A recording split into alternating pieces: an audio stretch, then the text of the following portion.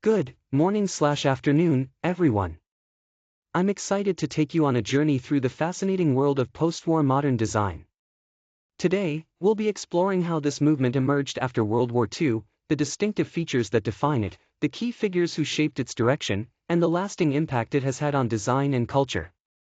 Let's dive into the story of post-war modern and see how it transformed the way we think about art, architecture, and everyday life.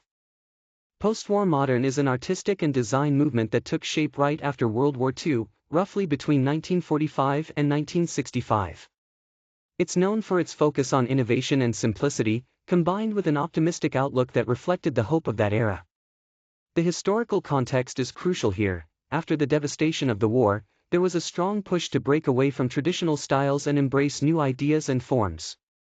This movement emphasized clarity and functionalism, bringing fresh approaches to both art and design, which helped define the look and feel of the mid-20th century. After World War II, society experienced profound changes that set the stage for significant transformation. First, the focus was on rebuilding both infrastructure and communities, and this effort fueled remarkable economic growth. It wasn't just about physical reconstruction, it also shifted social dynamics in important ways. At the same time, there was an unmistakable cultural spirit of progress. People were optimistic and eager, which inspired artists and designers to experiment with new technologies and materials, pushing creative boundaries. Innovation became a central theme, driven by a desire to heal from the trauma of the war and to create practical solutions that symbolized a hopeful, forward-looking future. All of these factors combined to reshape how society functioned and adapted in this new era. When we talk about post-war modern design, several defining features really stand out. First, you'll notice the emphasis on clean, simple lines and geometric forms. This design aesthetic is all about clarity and straightforward shapes, moving away from unnecessary complexity. Next, functionality takes center stage.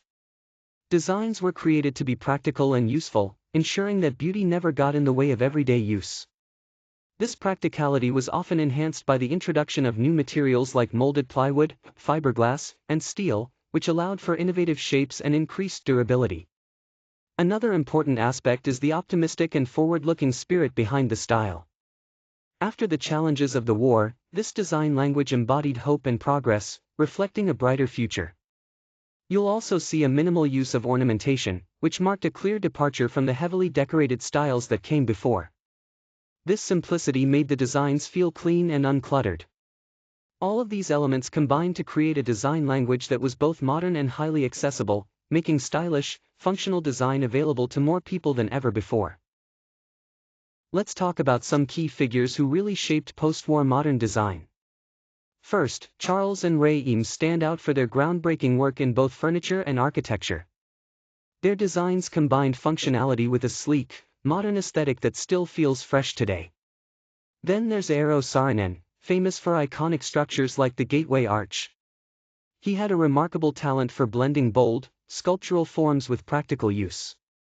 Next, Arne Jacobsen brought a distinctly Danish touch to modern design, especially with his elegant chairs and interior concepts that balance simplicity and sophistication. Finally, George Nelson played a vital role not only through his industrial design work but also as a critical voice, advocating for modern design principles and helping shape how we understand this movement. Each of these pioneers brought something unique, pushing the boundaries of both form and function. Early modernism was all about simplicity and function, often feeling quite austere and strict. Then, with post-war modern, we see a shift towards warmth and making designs more accessible to people. While it still rejected heavy ornamentation, the focus moved toward human comfort and how usable the space or object really was. This change signaled a move to a more inviting and livable style of modern design, blending practical needs with emotional appeal. It's about creating environments that feel both functional and welcoming. Here, we see some iconic examples of post-war modern design that truly shaped the way we think about furniture and architecture today. The Eames lounge chair, created by Charles and Ray Eames, perfectly blends comfort with stylish innovation. It's both a statement piece and incredibly inviting. Then there's the tulip chair by Eero Saarinen, which stands out for its futuristic single-leg design, breaking away from traditional chair forms. The egg chair by Arne Jacobsen is another standout, known for its sculptural quality as well as its comfort, making it both a functional seat and a work of art. Beyond individual pieces, mid-century modern homes embraced open floor plans and large windows, creating a seamless connection between indoor and outdoor living. Together, these examples highlight how post-war modernism left a distinctive and lasting impact on design, influencing everything from the furniture we sit on to the spaces we live in. Post-war modern has had a lasting impact on design principles, with its emphasis on simplicity, functionality, and elegance still shaping the way we approach design today. It laid the groundwork for many aspects of modern design, influencing everything from furniture and architecture to graphic design. One of the key hallmarks of this movement is its focus on clean lines, the use of innovative materials, and designing with the user in mind. These characteristics continue to be highly valued across creative industries, where post-war modern principles guide both aesthetics and usability in contemporary projects.